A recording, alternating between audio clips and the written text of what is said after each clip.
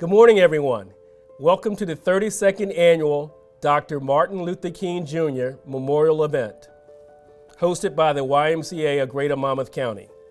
I'm Mike Wright, and I have the great privilege of serving on the YMCA Board of Directors and working with the outstanding Community Advisory Committee that planned today's commemoration. We want to thank you for joining us virtually this morning to celebrate Dr. King's trailblazing activism and vision for an equitable and just America, to honor a man of conscience and his message of freedom, equality, justice, and love. Thank you for sharing the great legacy of Dr. Martin Luther King Jr. and to commit today to carry his mission forward. Dr. King once said, "People fail to get along because they fear each other. They fear each other because they don't know each other. They don't know each other because they have not communicated with each other." Today, our country feels more divided than ever.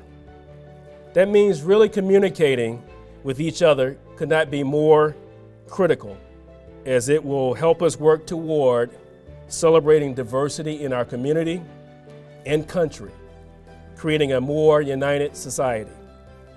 The Y's own mission compels us to embrace, reflect, and celebrate the richness of diversity within each other and the communities we serve.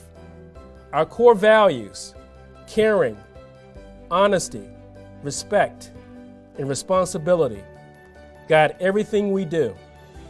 As individuals, we must remember that we each have more power than we think. We must continue to show up, volunteer, and speak up. Before the invocation for our gathering, I'd like to ask that you join me in thanking our good friends at Hackensack Meridian Health, New Jersey Natural Gas, and Porter Plus Realty for sponsoring the MLK Essay Contest and so generously increasing the scholarship to $1,500 for each of our 2 winning students, who you will meet shortly. I would also like to give a special thanks to the members of the MLK Advisory Committee: Wayne Boatwright from Hackensack Meridian Health, Tom Hayes, New Jersey Natural Gas, Darrell Hughes, Hackensack Meridian Health, Samara O'Neill, Porter Plus Realty, Rabbi Mark Klein, Monmouth Reformed Temple, Gwendolyn Love, Lunch Break, Pastor Jessica Nolte, United Methodist Church of Red Bank, Gilda Rogers, T. Thomas Fortune Foundation, Reverend Ronald Sparks, Bethel AME Freehold, Sue Harbison, Habcor.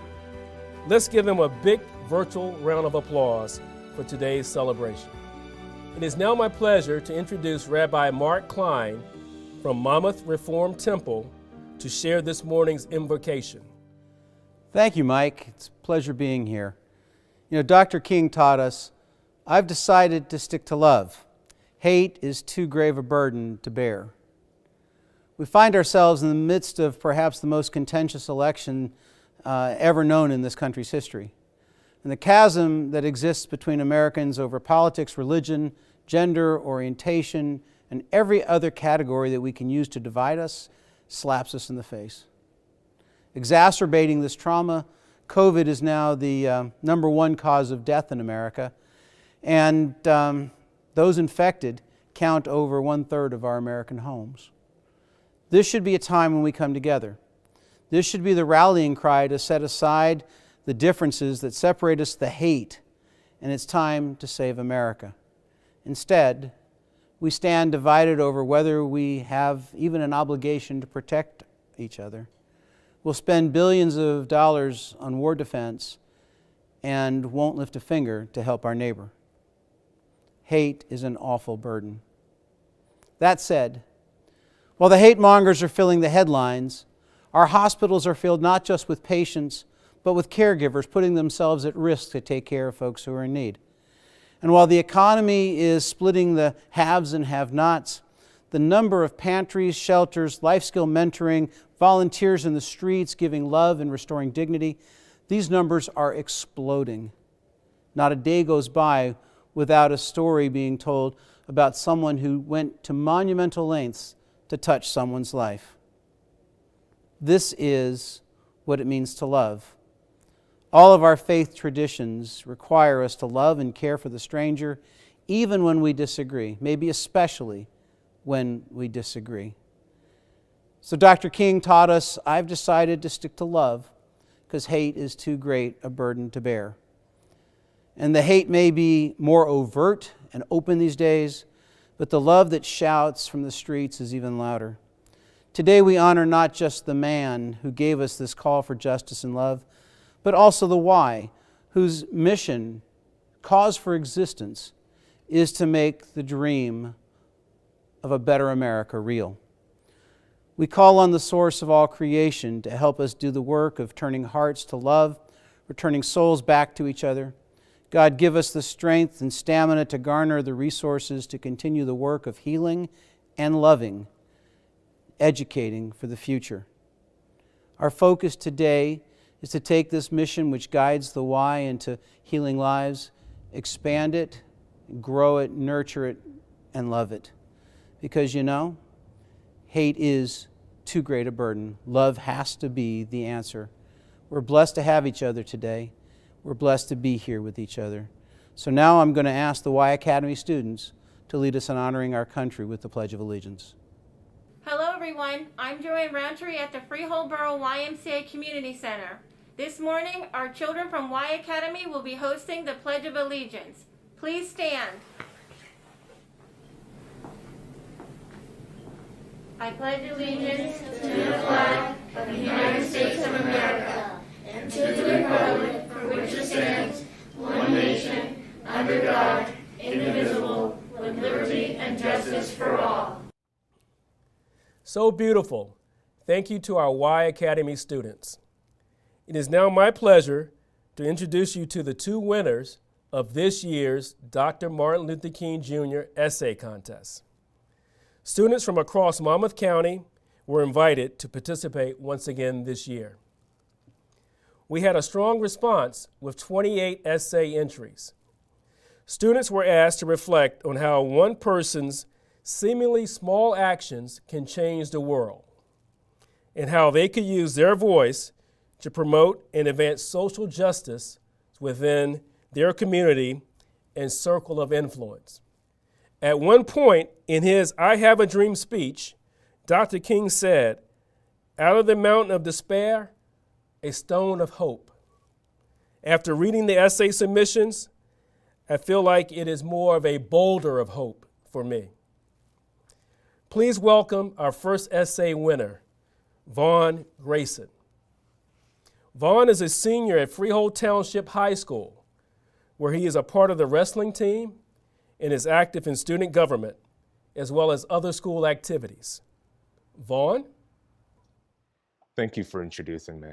My name is Vaughn Grayson, and today I'll be reading my essay, "We're Not as Accepting as We Think We Are." When I was in 4th grade, my dad would drive me to school every day. I've always been very engaged with my surroundings, ever since I was in kindergarten. I can still imagine each landmark I passed on my way to school, from the goats being raised in a grove of trees, these to the right of me, to the houses and shops to the left. However, I also remember a small, strange building right across the street from my school. It was a white house with a green roof sitting in the middle of a large gravel parking lot.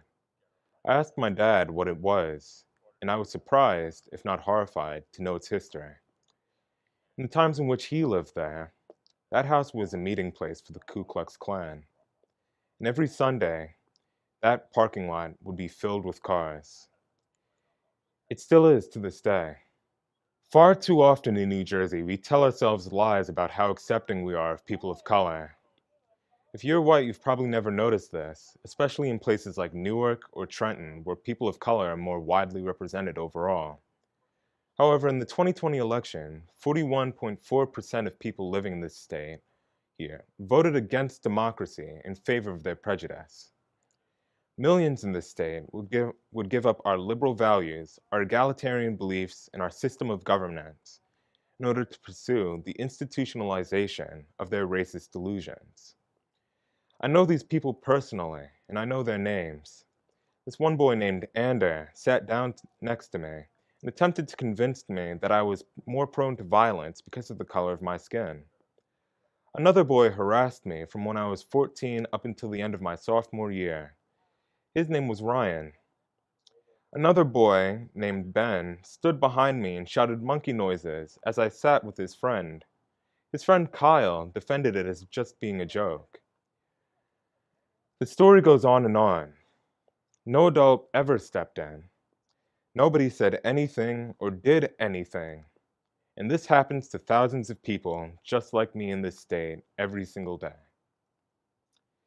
I don't have many actionable policy stances, but there needs to be something, anything done to address this. Not in urban centers, but in suburban rural areas where these people feel safest in their bigotry. There needs to be a real policy put into place meant to make sure that these kinds of unacceptable beliefs do not spread. What I can say to any individual who reads this is please, please be an ally. Stand against these beliefs wherever they may appear, online or in person. The blackout trend for the Black Lives Matter movement may not have been the most effective in creating societal change. However, even small acts like that had a subtle effect of making bigots feel less secure and less bold in their beliefs. These kinds of passive acts of solidarity, along with large activist movements, are the key to creating a better future for race relations, not only here in Monmouth County, not only here in New Jersey, but in America as a whole. Thank you. Thank you, Vaughn, for sharing your voice. Great job. Now we are pleased to introduce our second essay winner. Alexandra Lewis is a senior at Red Bank Regional High School. She is a member of the International Baccalaureate Program, National Spanish Honor Society, and is the president of the Multicultural Club. Alexandra? Thank you. I'm excited to share my essay with you today. In my community, I have worked toward making school a safe environment for everyone without any discrimination of any kind. When I was in public school, I never had any problems with discrimination because of the diverse backgrounds of the student body. But when I switched to private school, I was one of 2 African American students in my entire 6th grade class. In 8th grade, I gave a TED Talk in Asbury Park, which now has over 2,000 views on YouTube, describing my experiences with racism in predominantly white private school. The experiences and discrimination I faced were painful at the time, but pushed me to take the lead in informing my peers about how stereotypes and hate have plagued our society and significantly hurt minority communities. I used my writing and poetry to help my peers understand how their hurtful words could impact someone of color. Over the summer, I was able to publish my first book of poetry, Letter to a Lost Cause, on Amazon. I had a hard time continuing my activism in high school as I was settling into a new environment. I focused on putting my thoughts about discrimination in my poetry. With the more recent, publicized incidents of police brutality, a new fire was ignited within me. I realized I had dropped the ball educating my peers on social justice issues. I watched them struggle to understand the severity of the issues with racism, police brutality, and injustice in the United States.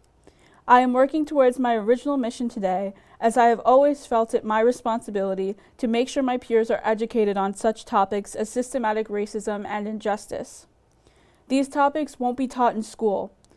As a senior in high school, I have focused on creating conversation within my community about racial injustice, but I have also expanded my horizons to focus on all types of discrimination.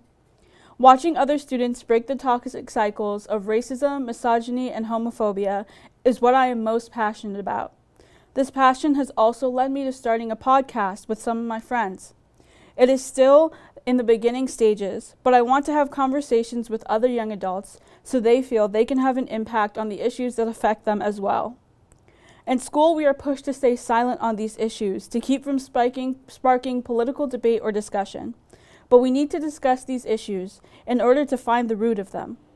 I started my journey with activism and in writing and speaking at smaller events, But another way to use my voice is by going online and sparking conversation with other young people in my community and throughout the nation. Thank you. I'd like to congratulate the winners of the contest, the essay contest. Your voices are so important, and continue to use them forever and ever. Hi, my name is Gilda Rogers, and I am here to introduce to all of you our keynote speaker, Minister Webb. I first encountered Minister Webb, at Pilgrim Baptist Church years ago. And his energy spoke to me, and I wanted to know him. And as I've come to know him over the years, I've found him to be one of the most progressive, motivating voices of our time here in our community. He is a spokesperson for this community and what is possible. Minister Webb's actions in regard to being the president of the NAACP, as a liaison for the Equal Justice Initiative out of Alabama with the Community Remembrance Program, and as a member, a board member of the T. Thomas Fortune Foundation. I couldn't be more honored than to introduce and give to you our keynote speaker for this 32nd annual commemorative Dr. Martin Luther King breakfast, Minister Webb. All right. Thank you so much, Gilda, for that warm introduction. And thank you to the T. Thomas Fortune Cultural Center here in Red Bank for allowing me this opportunity to share from this location. T. Thomas Fortune is someone who is similar to Dr. King in that he was an advocate. He was a passionate civil rights freedom fighter and an advocate. And so it is quite fitting that we are here in this place of history and culture to share with you on this 32nd annual Martin Luther King Jr. breakfast. Thank you to the YMCA and the committee for inviting me. And I won't be before you long, but there are a few things that I would like to share with you that I got from my studies of Dr. King and just some of his writings. First, Dr. King is a person, a man who is of impeccable theological acumen and someone who spoke into the realities of his situation. Many people who know Dr. King, they recognize him from the I Have a Dream speech. And unfortunately, I believe in 2021, that is one of our major detriments here in the United States. Dr. Martin Luther King Jr., yes, he was a great orator. Yes, he was a pastor. Yes, he was all of these things. But sometimes in our need to share him with others, we have to sanitize him. Yes, Dr. King did dream that his children would live in a country where they would not be judged by the color of their skin, but by the content of their character. But he was also someone who spoke about the needs of poor people in the ghettos of Chicago. He was also someone who spoke about the violence and the hatred in Birmingham and in Mississippi and in Georgia. Dr. King was more than just the guy who had a dream. And so today I want to talk to you from his collection of sermons and speeches that was cataloged in a book called The Strength to Love. And in this, Dr. King's speeches and his sermons, one just jumped out to me. It was particular because of the pinpoint accuracy with which he speaks to us in 2021. The title of this sermon was A Tough Mind and a Tender Heart. And Dr. King in this sermon brings it from Matthew chapter 10, verses 16, where Jesus tells his disciples that they have to be as wise as serpents, but as harmless as doves. Jesus teaches his disciples that they will have trials in the world. They will need to be as shrewd as a snake, but their calling needs to be as harmless as a dove. King starts the sermon with this quote that I think is very accurate. It says, "Life at its best is a creative synthesis of opposites and fruitful harmony. Quoting the philosopher Hegel, he says, the philosopher Hegel said that truth is found neither in the thesis or the antithesis, but in the emergent synthesis that reconciles the two. It is in this creative synthesis of opposites, that we have to find ourselves today in 2021. We, those who call ourselves lovers of Martin Luther King and the dream, lovers of democracy, lovers of each other, we have to recognize that in the craziness of America that we live in, we too have culpability and complicity in the crazy. King goes on in this sermon to talk about the need for a tough mind, and that we have to be tough-minded. We have to be able to sift through the rhetoric and the noise of things that are going on. If you didn't know any better, you'd think I was talking about us in our political system right now, but this is Dr. King in 1964. He says one thing that we lack as people is the firmness of purpose and the solidness of commitment. Is that we drift from here to there with changing doctrine and changing politicians and just whatever the days have, and we don't have the solidness of commitment to carry us through to the end. King talks about us with irrational fears, and that soft-minded people, they fear change.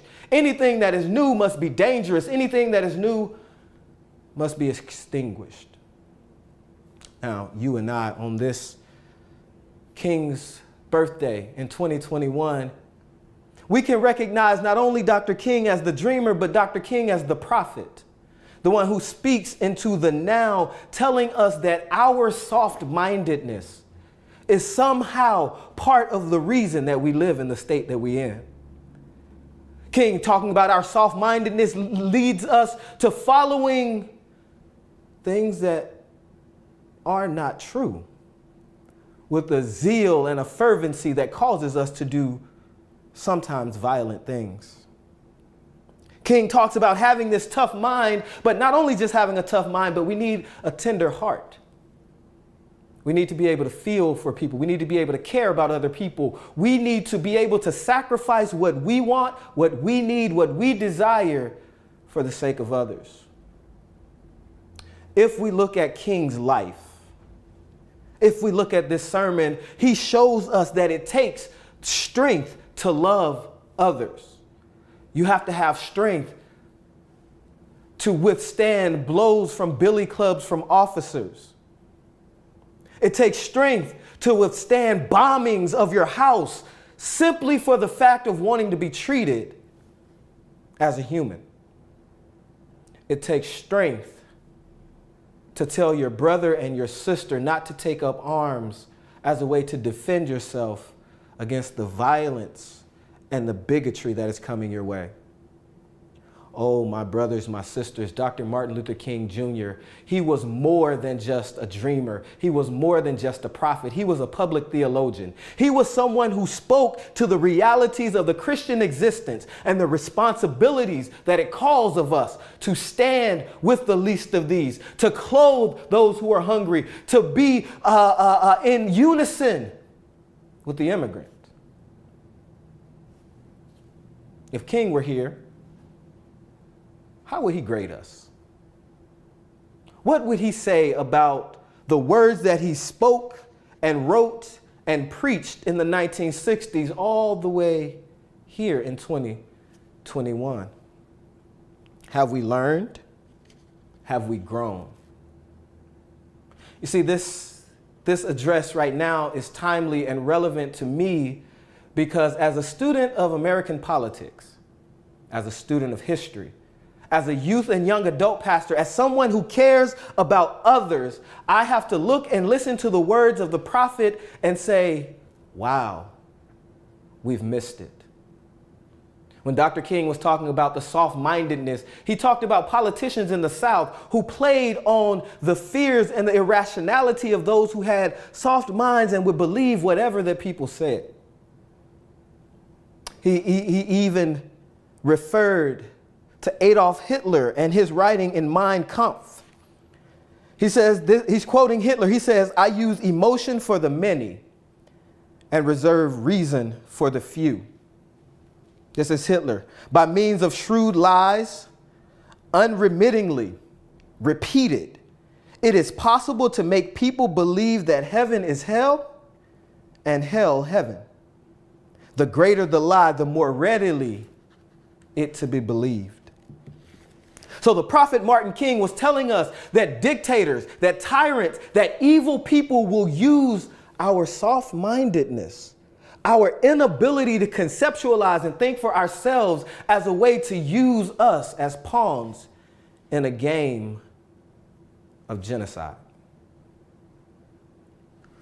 While some may think that this is hyperbole, I don't know that we are that far off from having evil people using the fears and emotions and the plight of people to cause harm and carnage in the world. You see, I think what a lot of us don't realize is that Dr. Martin Luther King Jr., in the time where he was writing and preaching and speaking, he was trying to hold together one nation that was dividing itself apart. He was trying to pull together two groups of reasonable people who says violence is not the answer and hatred, discrimination, segregation is not the answer. Now, here's the thing. At the same time, where Dr. King was talking to one audience, telling them to be nonviolent, telling them to show love and empathy to their enemy, and telling the other side, you need to pay attention to the needs of these people, there were others who were advocating violence. There were others who were telling King that his way would not work, his way was folly, and that his dream was a fairy tale. What then are we to do with these things?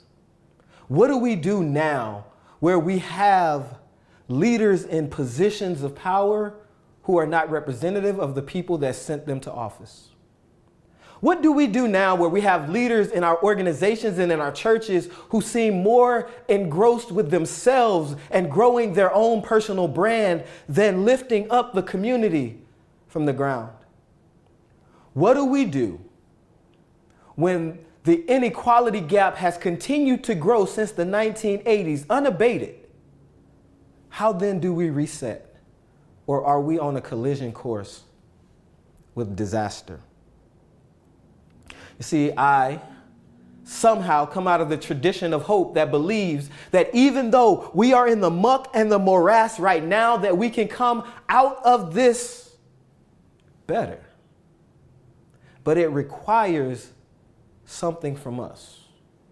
It requires something from us, not just the black and brown people of the world who have been historically oppressed, but the allies and the co-conspirators and those who are supporters of those people. It requires something of us. Dr. King's sermon was titled The Strength to Love, but I say in 2021, we have to make the choice to love. We have to make the choice to love our children and our future more than our own personal well-being. We have to make the choice to love our country and a United States as opposed to the divisive rhetoric of those who seek political office. We have to make the choice to stand up and be counted and speak our voices when it may not always be easy, comfortable, or convenient. We, you and I, we have to look at the reality of our life, and we have to look at the calling that is upon us. We have to look in the eyes of our children who are going to ask us, what did you do? We have to look into the faces of those who are hungry and homeless and say, I did the best I can. As I was preparing to do this, my news feed hit, and the officers that shot Jacob Blake in the back last year in Kenosha, Wisconsin, will not be charged. This injustice that you can add to the names Jacob Blake, George Floyd, Breonna Taylor, Tamir Rice, right? We can keep going on and on and on. And these situations are what King was speaking to. King was saying to everybody, if you're paying attention, this cannot continue, and you expect, King's words, the Negro to be quiet. You cannot continue to pervert justice and expect some to follow these standards that obviously don't hold for everybody. King, the pastor, the preacher, the civil rights activist, the prophet. One of his most striking works to me came when he was sitting in a jail cell in Birmingham, Alabama. Dr. King was in Birmingham to do civil rights demonstrations to protest segregation and violence against blacks in Birmingham. Dr. King had been arrested for participating in these civil disobedience protests. And he came across the correspondence from local pastors who were saying that the way that blacks were going about trying to obtain their freedom was the wrong way. Pushing too hard, too fast, doing too much. And King took time to answer this letter, which is the thing that he said in the letter I don't normally do, because there are so many that I would never get any work done. But he said, because I believe that you are people of goodwill and that your concerns are genuine, I want to address them. And one of the things that Dr. King says is he says, you deplore the demonstrations that are taking place in Birmingham, yet you don't share that same concern for the actions that cause the demonstrations.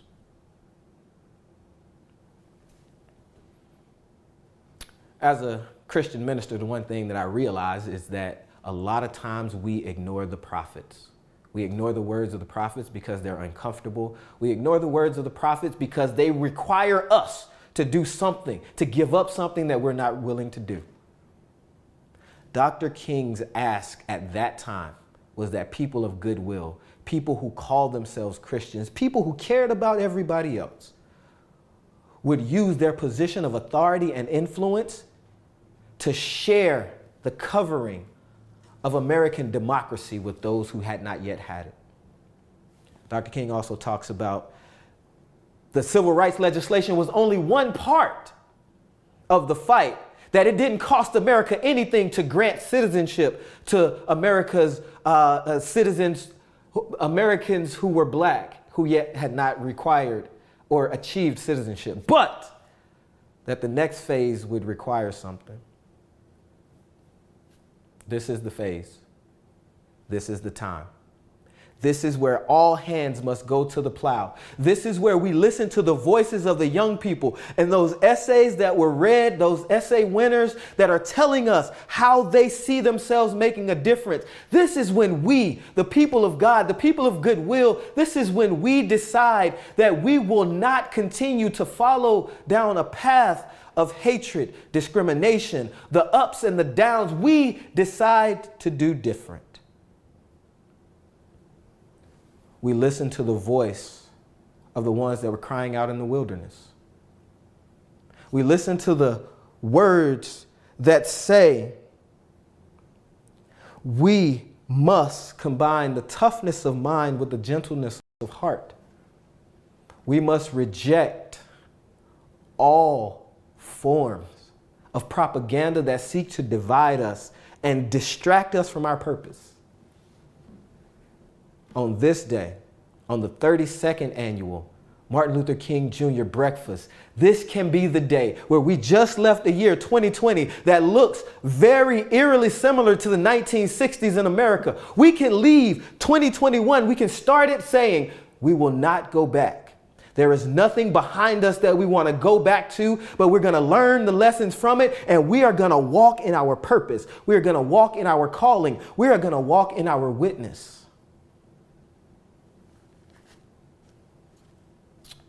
The letter from the Birmingham jail. This is where the quote from Dr. King comes that injustice anywhere is a threat to justice everywhere. There is injustice in our land. There's injustice in our system of government. There's injustice in the police force. There's injustice in every institution and every organization that has been founded. We've internalized it. We've been brainwashed with it. But the toughness of mind, the choice to love says that I can see what you want me to believe, but I can also think differently about what I'm seeing. I can hear what you're saying to me, but I can read critically what you are getting at. I can hear your dog whistles and I reject all of that you were trying to say. Me now, January of 2021, standing in the T. Thomas Fortune Cultural Center. I challenge myself, but I also want to challenge each and every one of you that is listening to this address. Challenge yourself to find your inner Dr. Martin Luther King. Challenge yourself to find the power to stand up to those in power. Challenge yourself to critique those even who look like you and who say that they are on your side. Challenge them to do better. Challenge yourself to bring out your best self and be an example of light in a dark world. We are among greatness. We have among us everything that we need to turn this country into the place for which the forefathers projected the ideals. We can make this a land of the free and the home of the brave. But there's always this contradiction. We cannot be the land of the free if people aren't free. We cannot be the home of the brave if every time a difficult task comes before us, we run and cower and we outsource the work to others. Dr. King said this, and I'll be done. Action is not in itself a virtue. Its goals and forms determine its value. Last year, we saw a lot of corporations and a lot of entities getting on the Black Lives Matter bandwagon. But the action of just saying, I support Black Lives Matter, does not indicate the necessary change that we have to do. We have to go beyond our words and turn it into our actions. Our words and our actions have to align if we want to see the transformation that society needs. We are bound. We are inextricably bound in a world of mutuality. What I do affects you. What you do affects me. Too long, the majority of Americans have not been affected by what happens in our ghettos and slums and projects. Now, just hopefully, 2020 did bring clear sight and clear vision for us to see the reality of who we are in America so that we can change it. This is our opportunity. This is our time. We've got all of the ingredients. We just need the will and the choice to love. On this Martin Luther King breakfast, my challenge to you, make the choice to love so that Dr. King's dream can be lived out. Because without that, I fear where we will end.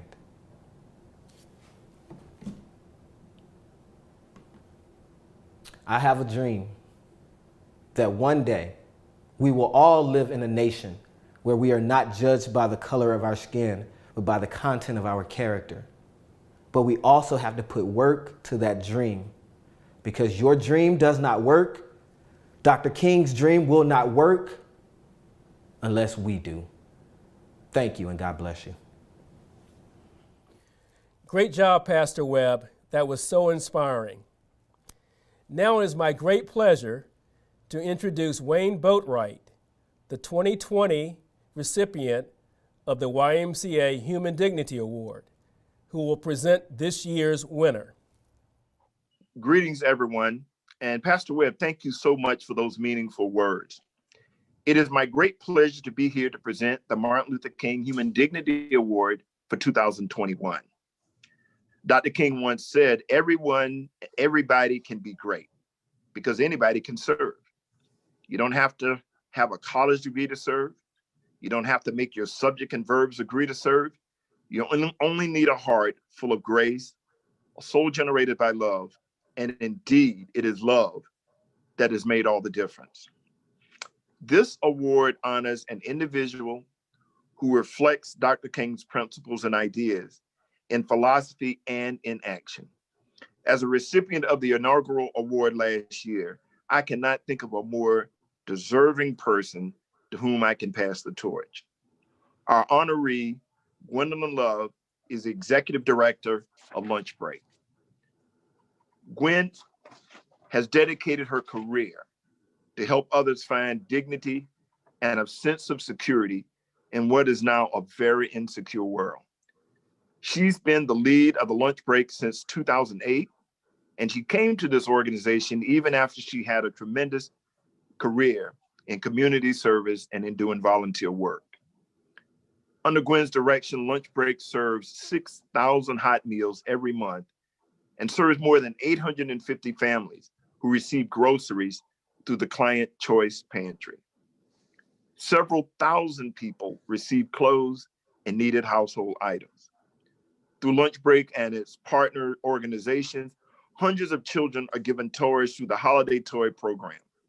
And during the pandemic, our grab-and-go meal services and grocery distributions have grown exponentially.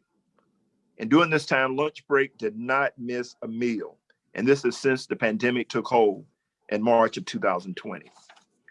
Gwen has made sure that Lunch Break continues its various outreach initiatives. And during her tenure, Lunch Break has evolved into one of the most vital social service agencies in Monmouth County and beyond. True to form, Gwen prefers to share the love and the credit and the efforts of the thousands of volunteers and dedicated staff who work to ensure that the operations continue to run efficiently and Lunch Break continues to serve its clients in an environment of dignity and concern. Gwen, we are inspired and humbled by your commitment and are very proud to present you with this year's Dr. Martin Luther King Human Dignity Award. Congratulations, Gwendolyn Love. Thank you so much, Wayne, for those really, really kind words. And I just want to say thank you to the MLK committee as well as Lori for her leadership and at the YMCA. Thank you so much for bestowing this honor upon me. But as you said in your narrative that, I do share the love. I share, the fact that, Gwen doesn't do it all by herself. In fact, I truly believe in the saying that many hands make light the work. And so, we are a volunteer-based organization. We have a wonderful group of volunteers that help us to sustain us and to do the work, as well as a very dedicated and committed group of staff and an amazing board of trustees. The work that we do, I feel, really does embody the legacy and the ideology of Dr. Martin Luther King Jr. in the fact that everyone deserves the opportunity to eat. Food is a human right. Working together, regardless of your race, your creed, your religion, working together is also something that I feel really embraces the ideology of Dr. Martin Luther King. So Lunch Break really, I think, is ahead of the curve in terms of that, especially in light of how things are going today. I always say that if you just walked inside of Lunch Break and saw so many different people from all walks of life working together to feed those less fortunate and to care for those less fortunate, if you walked inside Lunch Break and saw what was happening, it would really be a great example for a better world. I just want to say thank you again to the YMCA for also the amazing work that you have done. We've partnered together through this very difficult time during a pandemic to feed people. And the fact that we actually exist in such a wonderful community of other volunteers, of other nonprofits, of the faith-based community, of the corporate community, everyone just coming together to help our neighbors in need. I feel very blessed and honored to represent this organization, but Lunch Break represents what a better world we could be. And so I just say thank you so much for this honor, but I share this with everyone that has ever touched Lunch Break, worked in Lunch Break, prayed for Lunch Break, supported lunch break in every way. I share it with everyone. Thank you so much, and God bless you all.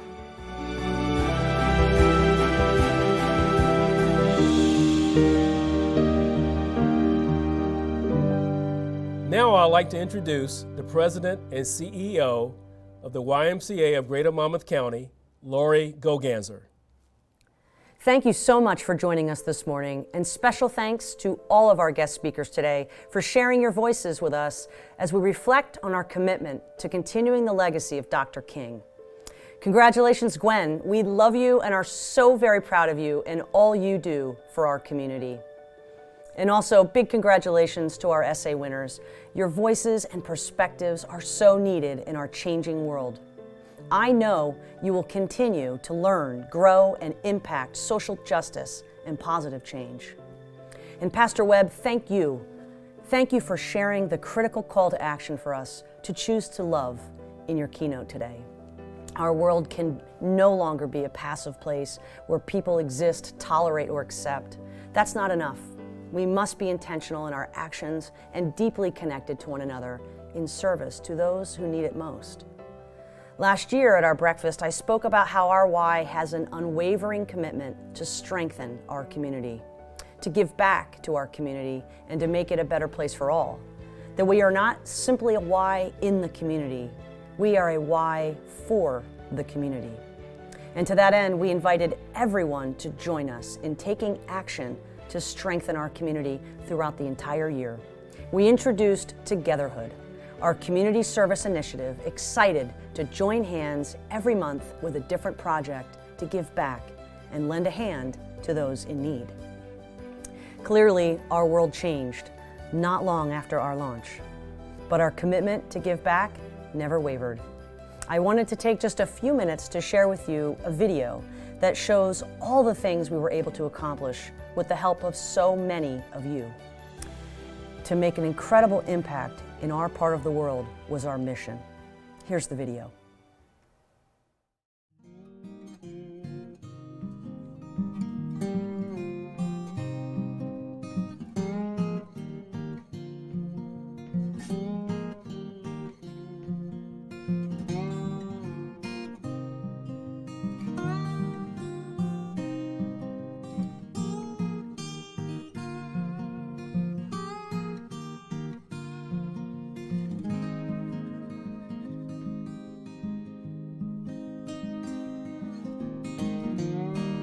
The YMCA Togetherhood program launched with a mission to activate people for social good. In fact, it's been so much more impactful than we ever could have imagined. Throughout 2020, we've served our community in so many ways, and each time more meaningful than the last. January kicked off Togetherhood by supporting our good friends at lunch break with a winter clothing drive that served hundreds of families throughout Monmouth County. In February and early March, we supported local blood drives on both sides of our county. We also hosted Read to a Child literacy events, celebrating Read Across America and encouraging a love of learning with so many wonderful partners and volunteers. Then suddenly, COVID-19 hit, and we knew instantly how we had to respond. Our Togetherhood program shifted to become a vital community lifeline for those who needed us most. When the state was ordered to shut down and quarantine, we had to close our doors to our programs and membership facilities. The Y knew it was important to step up and provide services for critical community needs. We have made the season bright for over 600 children and families in need of warm winter coats and gift cards to purchase holiday gifts, totaling approximately $60,000 in donations. I think that the impact that they have on the local community is something that can never be replaced, and I'm so happy that I could be a part of this. And just wanted to say thank you to everybody that's come out and helped, and especially during this pandemic year. So we saw the volume of families accessing the baby pantry go from 20, 25 families to 65, 80 families a month. For the babies, for the families, and I just appreciate that one, and you say thanks. It's very easy to get assistance. I felt welcomed. I definitely would come back here every month, without a doubt. I don't feel any uncomfortability at all, or that I'm a pity case, or it feels like they're here to help. I love it. We came tonight to help Togetherhood and help feed some of the families in the community. It's been a great experience for us, packing boxes, cutting pies, and doing anything we can to help people have a nice Thanksgiving. Today, I am here to help out my neighbors and my community by giving blood with the American Red Cross. Working with Togetherhood gives you a huge lift. The feelings you get when you deliver something for someone who's in need, just the whole spirit about giving back is just a wonderful feeling. Whether you're giving money, you're giving time, you're giving your other resources. It is, to me, the most wonderful feeling that I can ever have. That's the reason why I participate in Togetherhood. These programs have helped us to change the communities we're involved in from the inside out. In 2020, more than 250 volunteers signed up for Y Togetherhood with incredible impact. Together, with our staff teams, we delivered over 20,000 meals to at-risk and homebound communities, nearly 38,000 baby essentials to struggling families, and saved 1,600 lives through blood donations, and supported over 800 hours of emergency childcare and Y Academy remote learning. When you go out in the community and see our volunteers wearing their shirts that say social good on the back, know that your Y is deeply committed to being here for everyone. The YMCA is here for all and here for good.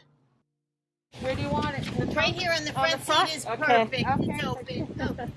Right here. There you go. Thank you Have a so good one. kindly. You too. Bye. now. Take it easy. Thank you so Thank much. you for everything. This is so wonderful what you're doing.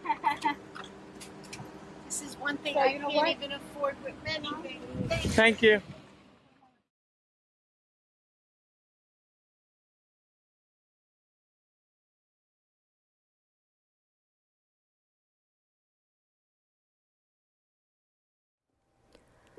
When we launched Togetherhood, we had no way of knowing just how important this work would be.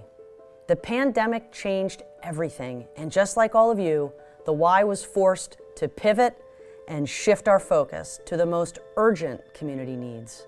It challenged us to quickly overlook what we couldn't do and instead focus on what we could do to serve our community. What we found was a community that inspired hope for a better world. We found kindred spirits in our Togetherhood volunteers who understand the power in compassion and kindness.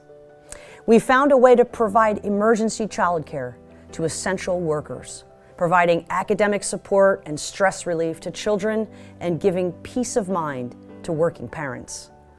We found that stepping into unfamiliar territory was the best way to be part of a solution when we said yes to food distribution.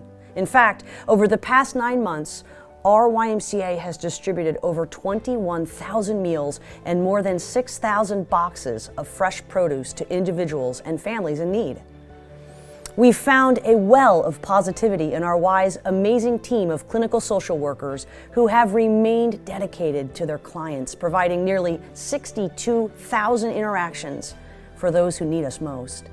And now more than ever, families and individuals rely on these services as mental health needs continue to surge. The COVID-19 pandemic has challenged the YMCA of Greater Monmouth County to put aside our frustrations, our disappointments and fears, and focus on something positive, something nurturing and healing. Now is the time to connect with one another. We are determined to stand with community, to do our part to strengthen social safety networks and inspire hope and healing in all that we do. Times have been difficult, but the YMCA is here for all people. No matter what their background, every day we have an opportunity to foster mutual understanding and empathy because people from all walks of life come together at the Y. Within our facilities and programs, we see people who might never otherwise cross paths build relationships, learn from one another, and work together to strengthen their community. All important steps to moving our country forward. This is the power of the Y. Our mission is to put Christian principles into practice through programs that build a healthy spirit, mind, and body for all. For all. For all is a simple but powerful phrase. Without it, the Y's mission is incomplete. Our commitment to inclusion creates better communities, a better country, and a better world. We are so passionate about strengthening communities, and we know that our ability to do so begins with reflecting and partnering with people from all walks of life.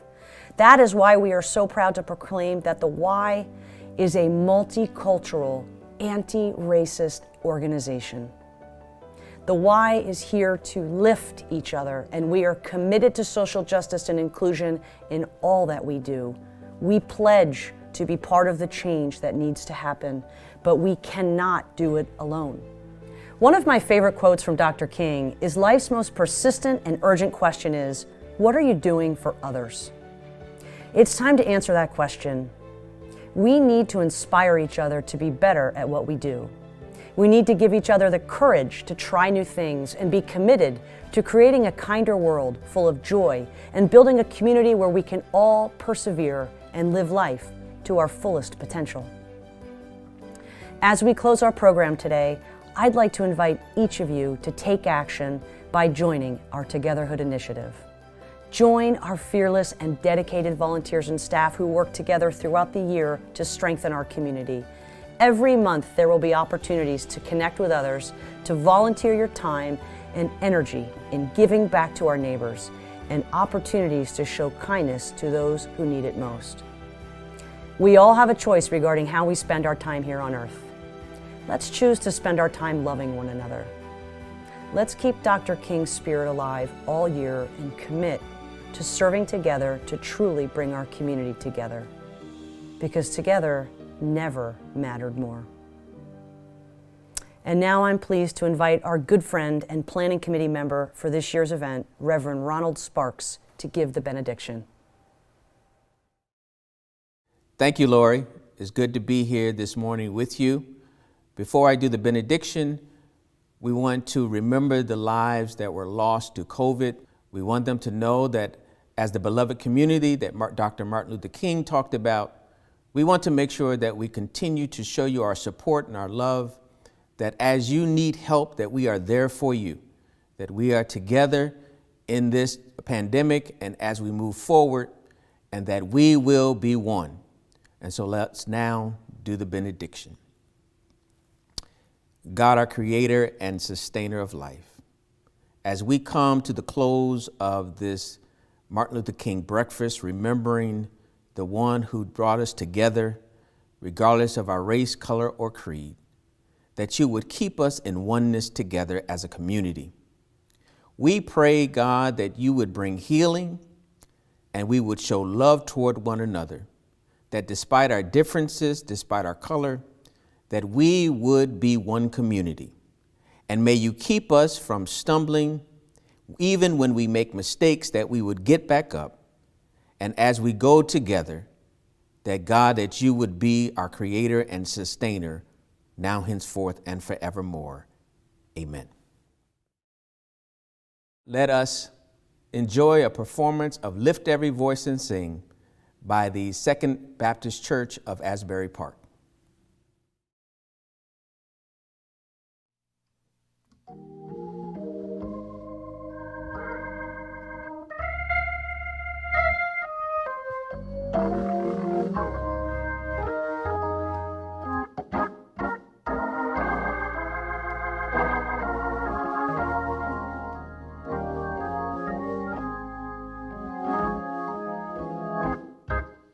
Lift every voice and sing till earth and heaven ring, ring with the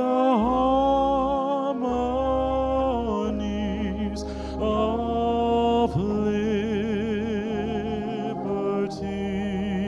Let our rejoicings rise high as the listening skies. Let it resound loud as the rolling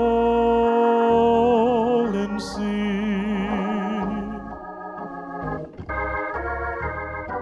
Sing a song full of the faith that the dark past has taught us. Oh, sing a song full of the hope that the present has brought us, facing the rising sun of our new day has begun, and let us march on till victory is won. Stony the road we trod, bitter the chastening rod, felt in the days when hope unborn had died. Yet with the steady beat have not our weary feet come to the place for which our Father sighed. We have come over a way that with tears have been watered. Oh, we have come treading our faith through the blood of the slaughter, out from the gloomy past till now we stand at last, where the white gleam of our bright star is cast.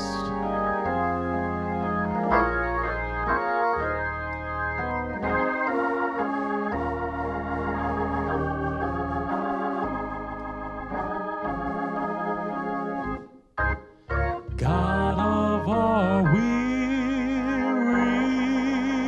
years, God of our silent tears, Thou who has brought us thus far on the way, Thou who hast by Thy might led us into the light, keep us forever in the path we pray, lest our feet stray from the places, our God, where we met Thee. Oh, least our hearts, drunk with the wine of the world, we forget Thee.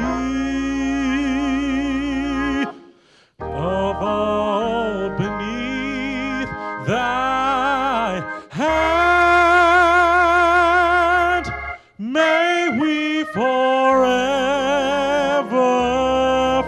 stand true to our God, true to our native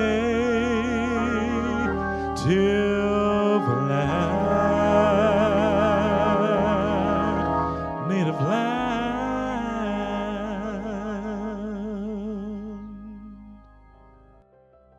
That was wonderful. Thank you, Pastor Webb, for sharing this beautiful song from Second Baptist Church in Asbury Park. And to all those who added their voice to this event, Rabbi Mark Klein, our essay winners, Gilda Rogers, Pastor Kerwin Webb, Wayne Boatwright, Gwen Love, Reverend Ronald Sparks, and Lori Goganzer. Thank you for making the 32nd annual MLK commemorative event one to remember. This memorial event is our call to action.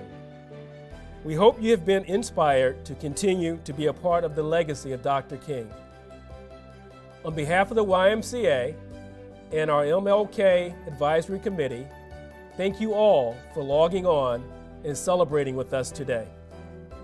To quote Dr. King again, we have before us a glorious opportunity to inject a new dimension of love into the veins of civilization.